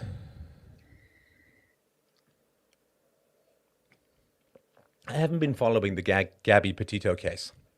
Seems that her fiance was a I sociopath. but don't she hid him. remember if there's And any more interesting. you have just to step going into to- that world. Excuse me. I'm going to blast through the last half here and see if there's something. Otherwise, then we will end it right there, right? So I'm just blasting through the last part here, see if there's something interesting, and then we'll leave it there. I read or chess, but could it not be said it's the fault of Australians that the government/media measure risk and nothing? That's what time does. We're only here because we replaced everyone who came before. Everyone who came. We were standing on mountains of dust, mountains of ash. We're on a ladder of sarcophagi. So I don't know. When I get old, I saw some video, some joke video. It's kind of like a joke video where the woman was like, she's blowing out the candles on her cake. She's really old, right? And they're like, yay, you're 87. And she's like, oh, I hope there's not one more year. A little dark. But I don't know when I get an old creaky body with no future. I don't know. Could get it. Yeah, I remember that part from my first viewing. It's about dying and being satisfied with dying, or how long should you live, or should you regret, or all these things. And it's a good question, and I think he gets, as far as I remember, he gets around it pretty well, right? I'm going to give him that. What I think is the problem when people face death is they eventually realize they didn't live, right? They didn't live the life they could have lived if they had the balls to be who they were, right? Who they are. They were following along like a good little lemming, right? And they subdued themselves in order to comply.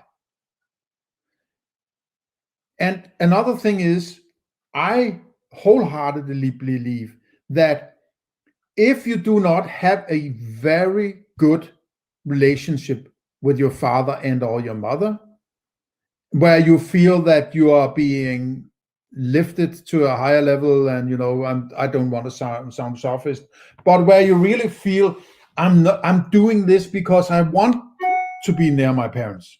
I want to understand. I want the nearness, right? Instead of I have to do it because they're my parents, right? If you're doing it because you think you should do it, and I completely agree with if that goes in line with what Stefan Molyneux thinks, right? I believe so. Then do not have anything to do with your family, or if you're ditching your parents, you have to ditch your whole family, in my opinion.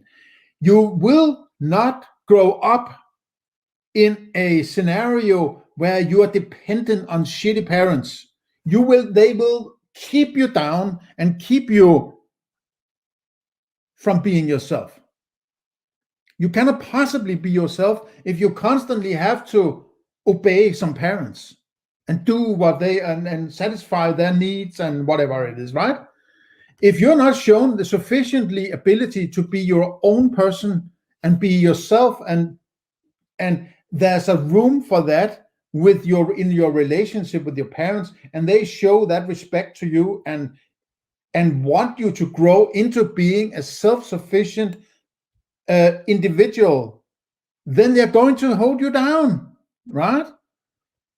The only way you can become a grown-up is to leave your parents for good, unless they are so great that you sort of, well, I don't want to miss my parents, right? But be careful that you are not just making a virtue out of taking care of your parents in their old age, right? It's their problem. They knew that they are going to get old, right? It can't come as a surprise. Most of the problem in the world is because of parents, and those parents are bad parents. They're helpless little self-centered idiots who do not know what the hell to do with children, right? To them, children just an annoying side effect of sex, right? I'm being a little harsh here, but I mean it actually, right? when I look around and see how people treat their children, I'm appalled, right? It's like, it's incredible. And the weird thing is, it seems to me the worse the parents treat their children, the more these children seem to come back to get some sort of validation from the parents. It should be quite opposite, right? If you do not have perfect parents or very great parents, leave them and become your own person, right? That's how you learn how to deal with life. You can't live in this cocoon of parental protection, right? You need to get out and live life and take chances and do something and try something new and fail and try again and so on. That's how you, like Nietzsche said, you need to have some resistance to work against. You can't live in a cocoon of parental welfare. You are not going to be a good human being worth spending time on, right? You're not going to like yourself either. You're going to hate yourself. You're going to hate your parents. You're going to hate your children. You're going to hate your partner. You're going to hate the whole world, right? It's I guess that's where nihilism comes from. Bad parenting, right? Okay. Or you don't go on the cruise. You stay in this little room. Okay, let me hit on. They look like big giant spider webs, but they're made of rope. The least. And who have regrets. I think regrets make you afraid of death. I do. Because yeah, to your kids, I and then agree. you finally act nicely towards them when you're 80. The amount of regret. The Reaper. How are you going to face down the dude with the scythe who's going to cut the strings that bind you to life?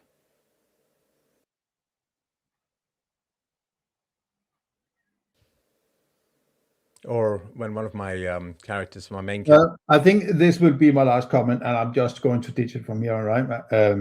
Or not spend more time on the rest of it. But my point is that unless you're close to dying, you still have a chance to turn it around, right? You can do the right thing. You can do the right thing at any time. I would say if you're on your deathbed, it's extremely late, right? But you can still say, I was a fucking bastard of a parent. You should have left me a long time ago. I'm no good. I'm a piece of shit. Leave me to die and go out and have a better life than I had, right? You could still say that if you had some balls, right? But regretting is that you knew that you could have done better, right? But you didn't do it because you're a piece of shit, right? You're pathetic. You're afraid. You're somebody not liking you and whatever, right? You didn't do the right thing, even though you could have done whatever that right thing was. I'm not going to tell you what the right thing is because I can't. But you have knowledge when you're on your deathbed regretting something, right? Is that you could have done different and better, but you didn't because you're a coward. Now, that's not a good situation to be in. So you want to pull the plug on your shitty life and start a better one whenever you can, right? And that's where philosophy comes in, right? And I agree with Stefan Molyneux on that. Just that his philosophy isn't very good, the abstract parts of it, right? So what do you do to figure out what is the good life or what is the right thing to do, and how do you do that? Well, you start philosophizing, right? You don't grab some self-help book, Think and Grow, what is it, Napoleon Hill, Think and Grow Millionaire, right? That's I put a rock in my pocket that has a weird color and looks like the galaxy or something like that, right? That's not going to work. These easy solutions doesn't work. It's just something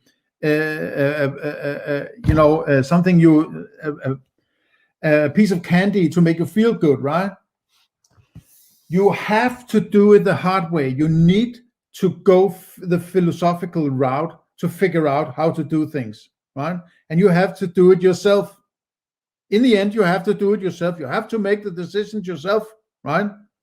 You have to do it yourself. You can't mimic other people, say they do this, so I'm going to do that the same. That was the problem all in the first place, right? So pull the plug on your shitty life and start afresh and do it the right way. Maybe not, you can exercise a bit and then pull the plug, right? But you know what I mean. Okay, this is all for now. I hope you enjoyed it, and I will be back when there's another Stefan Molyneux.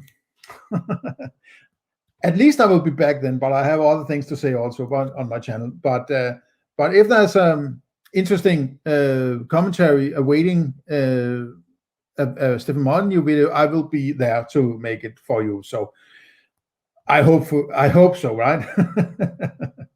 That I'll be there to do it. So okay, have a nice day. See you next time.